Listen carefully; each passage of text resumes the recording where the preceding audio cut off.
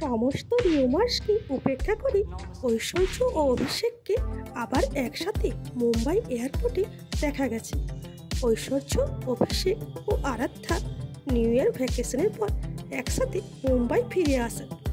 বরাবরের মতোই আরাধ্যা মায়ের হাত ধরে বেরিয়ে আসেন।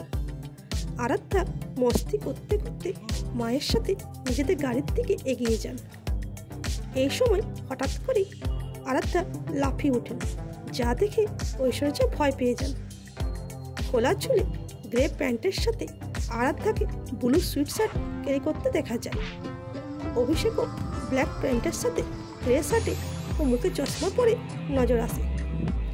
অভিষেক অত্যন্ত কেয়ারিং করে স্ত্রী ও মেয়েকে নিয়ে এয়ারপোর্টের বাইরে বেরিয়ে আসেন। নমস্কার করে অভিষেক পাপারাজিদের হ্যাপি নিউ ইয়ার উইশ জানান। এরপর তারা নিজেদের গাড়ি করে বাড়ির দিকে এগিয়ে যান। এরকম ভিডিও পেতে চ্যানেলটিকে লাইক, শেয়ার ও সাবস্ক্রাইব করুন। আর ফেসবুক, ইনস্টা থেকে দেখে থাকলে ফলো করুন। Thanks for watching.